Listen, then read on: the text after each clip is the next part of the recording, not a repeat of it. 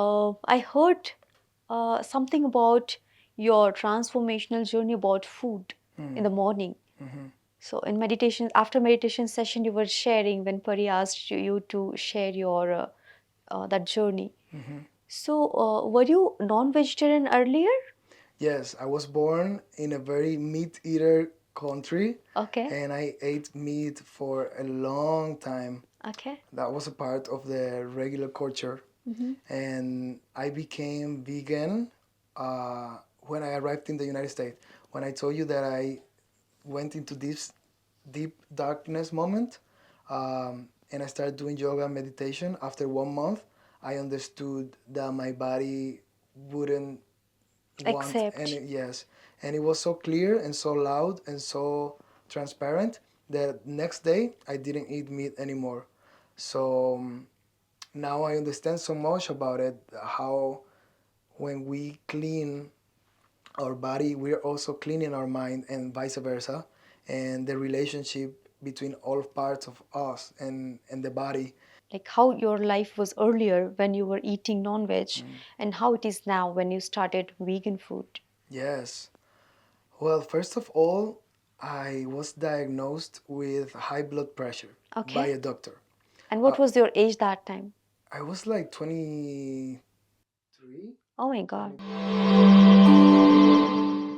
Hello, my dear friends. Namaste and welcome in our new episode of Beer Master. Today, we have Nilo from US, and you don't believe we are in PDMY, that is Patriji Dhyan Mahayagam.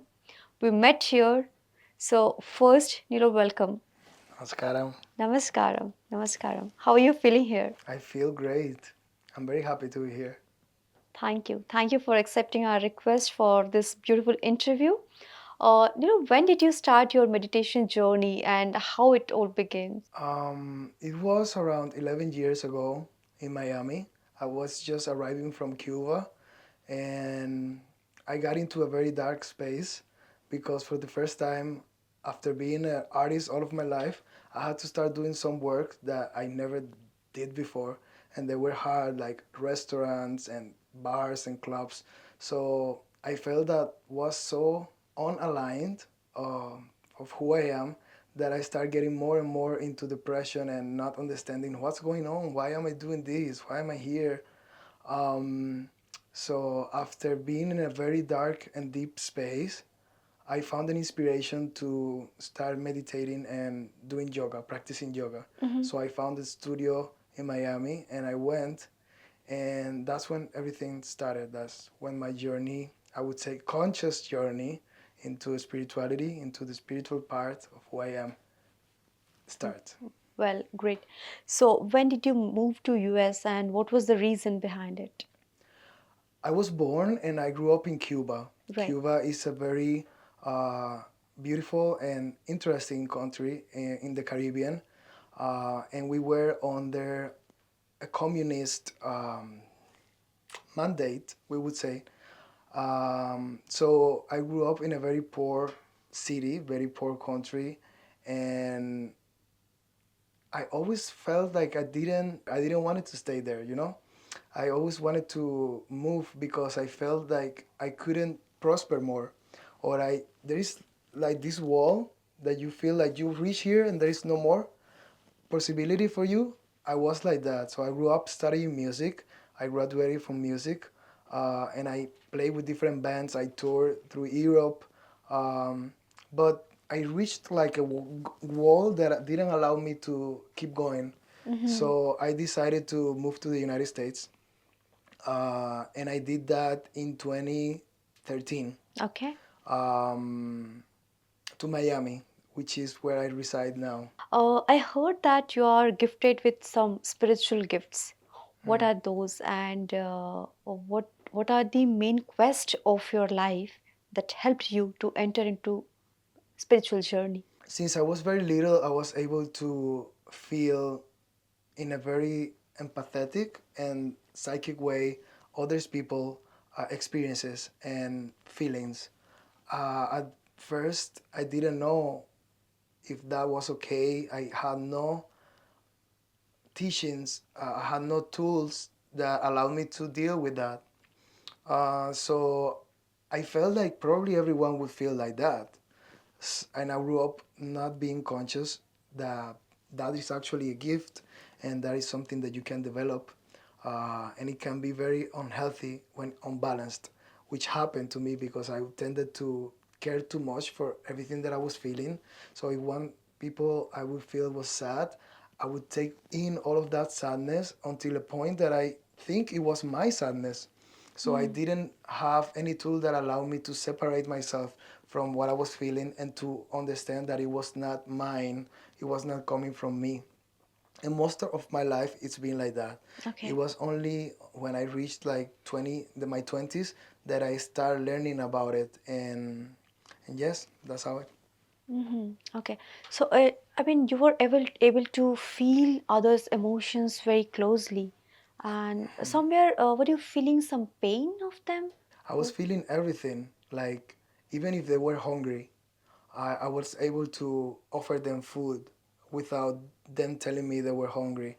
And my father says that I would take people to his job where he used to work, people to be fed, like people that I would find probably in the street, and I would just take them.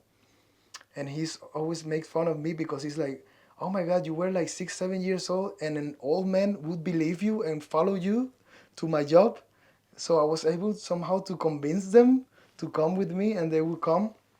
So yes, I would feel all kind of emotions like sadness, experiences, loss, but also happiness. Everything like. And this was very interesting for a child who doesn't know what's going on. Yes, yes, and especially the parents, they get very surprised by such kind of kids if they have. Well, so how's your journey now? I heard something about your transformational journey about food in the morning. So in meditation, after meditation session, you were sharing when Pari asked you to share your that journey. So were you non-vegetarian earlier? Hello, everyone. It's a pleasure to be here with you all. I was asked to talk today a little bit about diet, the food that we eat, and I'm happy to do that with such an amazing audience. When I got into the United States, I started eating a lot of bad food. Uh, eat fried, oily, not healthy food, and my body started getting bad and sick. So I went to the doctor, and the doctor told me that I had high blood pressure. I was having headaches every day, and I was feeling low energy. And they prescribed me medicine for the high blood pressure. And I was 21 years old. So for 3 years, I had one pill every day for the high blood pressure. Alongside that, I was very depressed, so I was in a very dark space in my life. During that moment, I didn't have any tool to take me out of this. So, in the middle of all of that, I decided to change my life and start doing yoga and meditation. And after 1 month of being meditating and doing yoga, I understood that I could not eat any more animals or animal products. And I understood that if I wanted to have a clear mind, I needed to have a clear body as well. So I've been vegan mostly and vegetarian sometimes since 11 years now. I want to share with you guys that I was speaking 1 month ago with the president of a worldwide organization. It's a happiness organization. And he was telling me that they made a study in the world, and they found out that the people who die younger in this planet is not the doctors of the politicians and the high stress work related people. It's the people, they found out that the people who die younger is the people who kill the animals in the shelters. So in the United States, for example, if you find a dog on the street, they would take it to a shelter and they will have them for some days there. If they is adopted, then it's released. But it's not, they would kill them or put them to sleep. These people who perform this act of put them to sleep is the people who dies younger. So what this means? It means that if you make other living beings suffering, if you take the courage to end the life of another being that is sentient and is our brother and sister and is part of who we are, you take that pain within you. And even if you don't know that it's happening, it is happening. And these have a negative impact in not only in your body, in all your system, energy system, mind, everything. So I understood the importance of being an example without judging others. And this is something that I really want to share with you all today, because we are a conscious community. We are conscious being doing the conscious work of working in ourselves for a better collective, for a better planet. But it's very important that we understand that we don't have the right to judge others, to judge the ones that are not vegetarian, for example, because the conscious always understand the unconscious. The unconscious doesn't know that is one. It creates separation, but the conscious knows and understand. In the same way that God created all life and doesn't judge its creation, we should not judge those who don't do what we do yet. We should become an example, and we should give information without judgment, understanding that everyone is in a process and we should respect that. All of this is my personal experience. And I understood that even if I tell a lie to myself, I try to tell a lie to myself that I'm not eating an animal, or just because I'm eating meat, it's okay. It's just today, or it's dead already, or I didn't see how it was killed. That's a lie. We have a conscience, and the conscience that is always present and is always observant knows and will always remember, and that's how life is. So I choose consciously to eat living foods, not harm to any beings, and it feels great. This is my personal experience. It feels happy. I feel amazing. And my wish for you all is to continue doing this job and remember not judge who is not in that place, and keep growing as a conscious community. Yes, I was born in a very meat eater country. Okay. And I ate meat for a long time. Okay. That was a part of the regular culture. And I became vegan when I arrived in the United States. When I told you that I went into this deep darkness moment, and I started doing yoga and meditation, after 1 month, I understood that my body wouldn't want Accept. any. Yes, and it was so clear and so loud and so transparent that next day I didn't eat meat anymore.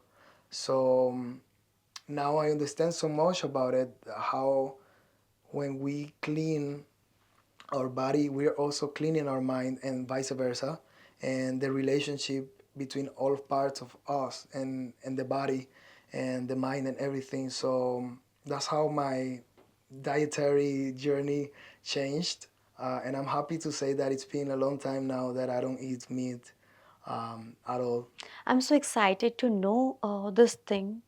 So could you please throw some light on it, like how your life was earlier when you were eating non-veg, and how it is now when you started vegan food? Yes. Well, first of all, I was diagnosed with high blood pressure by Okay. a doctor. And what was your age that time?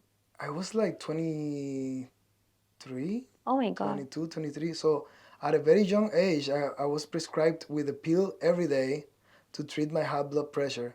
I was eating very bad, to be honest. I was eating burgers every day, uh, chicken, all kind of meats, of animals, unconsciously.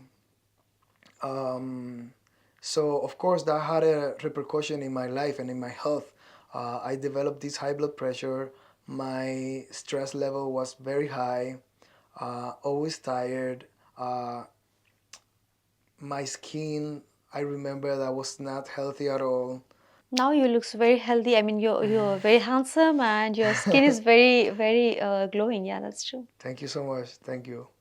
Yes, I believe with all of my heart the effect of what you put inside your body and inside your mind has a beautiful or not so beautiful effect in the outward expression, you know, and the health of the system as well, energetically as well.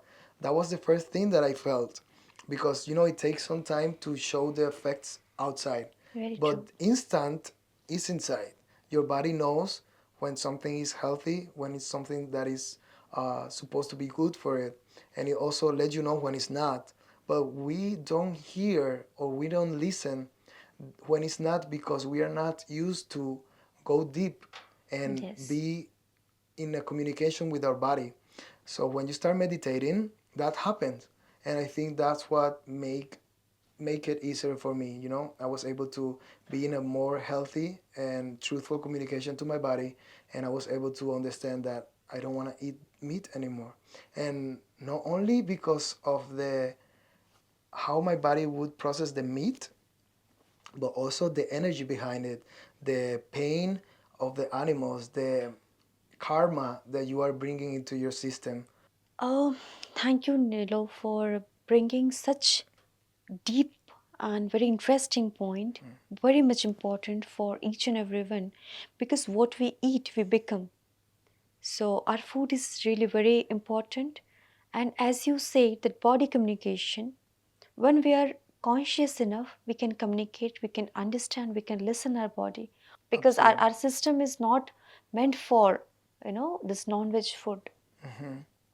And Uh, it tells you, it actually it lets you tells you, know. yes, Mhm. yes. It's like your intuition. Your intuition is a voice that speaks very soft. If you don't have peace, if you don't find stillness, you're not able to listen. But it's constantly telling you, go do this, do that, go to dance. I don't like that. But you are not able to tune into it because you're constantly in your mind's fast and crazy world. Like thoughts at 1 million per second thoughts, like la la la la la na na na na. So you cannot hear a voice that is telling you, don't do this. So meditation allows that space to. When did you start your meditation journey? Immediately with the yoga or later? When did you start it? It was immediately when I started doing yoga, Mm-hmm, but it was not as deep as I'm feeling it now. It mm-hmm. was very me trying to make it happen with tools that were not simple for me. Um, and this is something very important, because what you guys are bringing with this kind of meditations that you are teaching, it's amazing. It's very, for me, it's the easiest and more um, with More. most efficacy. It works fast, simple. You don't have to think too much. My journey was not like that. I was like learning mudras and positions and focuses on different places that were very confusing for someone that doesn't understand a system and doesn't understand what's going on. So the first years were a lot of trying for me, trying to make it happen, not being consistent, but I was still doing some, and it had amazing results and benefits. It could have been more if I could have other tools like this, um, but I did what I could, and I'm okay with that. And this is something that I also feel is very important for everyone in this community. Is like to understand that everyone is in their personal journey, and we have to respect that, and we have to share the information and what we know, and we have to be an example of that, but not judging, understanding that everyone is in their personal process, and they will find later, sooner or later, their Yeah, way into it. yes, that's very beautiful, and we have to accept that, as you said very well, that everyone has their own process. See, we cannot directly jump to standard 10th, right? We Absolutely. have to go through, uh, The spectrum. yes, Yes. yes, and Yes. that is necessary, and that acceptance is very much important. So, when did you start this particular meditation, Ana-Pana-Sati? When did you meet Pari? and how this journey began in your life? This is gonna be so fun because I started this kind of meditation when I arrived to India. Um, I didn't know about this. I would meditate and I would do meditations that focus on the breath. Um, but that's it for a certain time. When I arrived to India, is this journey is um, this journey of coming to India was beautiful because I was invited to do a workshop on Zoom while I was in Miami Okay. by Pari Okay. for the PSSM. I think it was in Spanish for Okay. Latin America. Okay. So I was invited to do a workshop and talk about passion. And after the workshop, Patty was there and she kindly invited me to come. She says, "You have to come to India. You coming? Are you willing?" And I was like, "Sure." And she said, "Okay, you're coming." And 1 month after, I'm arriving to India. So I arrived and I went to Hyderabad for some time, and then I went to Bangalore. Pyramid is there, Yeah. and there I was invited to participate in like a stillness retreat. Wow. And then they taught me the meditation that you guys teach, and that's when I started my practice. But it makes so much sense. I think that all the work that I've done before made it so easy for me to understand and be in total openness to this technique and to this way of being present and find stillness. Yeah. So, in short, your experience is really awesome with Bangalore team. Absolutely. I was also very uh, happy to get to know this meditation. I forgot to tell you this, but I was working on a meditation course in Miami for one of the projects that I have there. And for some reason, that project was like 70% done and kind of like not growing. So the course was developed and it was 70% done, but was not going further. And I was like, what's going on with this meditation course? And now that I got here and I was taught this technique, I understood everything. So I'm restructuring everything and I'm going to be teaching this kind of technique, which is the best that I have found so far. Wonderful. I'm really so happy for this journey of yours, especially. And it's great that I came to know your journey. It's a great opportunity for us to take your interview. So, could you please say something about your professional career? What do you do and how you're pursuing other things? I am a lot of things, I have to tell you. I am a singer songwriter, Oh, wow. music. Could you please sing a song for us? I will on stage tomorrow for you. Yes, Oh, with all of my heart. Um, just one stanza, ah, please. a mí me gusta meditar por la mañana. Me gusta ver el cielo sentado desde la playa. Me cargo y me conecto si voy a la montaña. Me gusta como soy, como soy, como soy. Beautiful. Thank you. Thank you. Thank you so much. Thank you so much. So, all of my life, I've been singing and I've been playing music. I studied music since I was a very young kid. And now I am a conscious singer and songwriter and music producer. What does this mean is that I'm very conscious of the message that I'm putting out there and the energy behind it. So, zero violence, zero sex, zero discrimination, all love, all self love, mostly self love, peace, understanding, consciousness, awareness. That's what I do now as a profession. As well as I'm a philanthropist, so I have found two nonprofit organizations. One is called Mente Bella, which means in English beautiful mind, and we teach kids and children arts as a tool to express themselves, to express their truth in the world. So instead of teaching arts just as a way of playing and just making music or singing or dancing, we teach art as a tool for them to be able to express what's going on inside of them, which is something that I had a hard time during my childhood and growing up. So we do that with Mente Bella, and with Presencia, which is the other nonprofit, which means presence. We create experiences that allows human beings to become receptive to presence. So we teach meditation, we create sound experiences, talks that teach them how to find presence in their life and connect with the present moment, here and now. And we do that with so much love.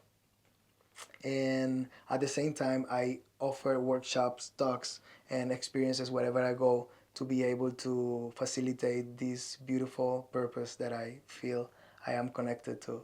So beautiful hearing all these things, and I'm so fortunate that tomorrow I'm going to hear your song on stage. And these processes, as you said, are really very important because when we grow up slowly, we disconnect from our true nature, whatever the reason is that we should not go into blame game.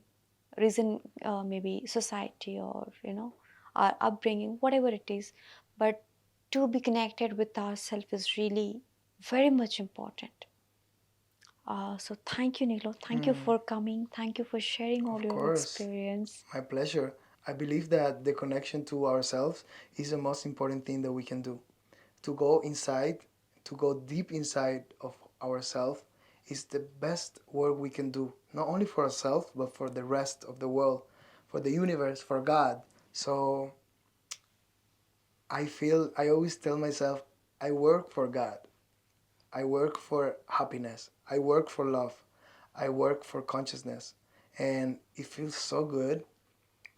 It feels so good. So I really thank you for having this space, for being part of an organization that's changing the world, that's helping communities and human beings to come together in presence and find God within, not outside, and merge all of these breaches and all of these distances that's been for so long separating human beings.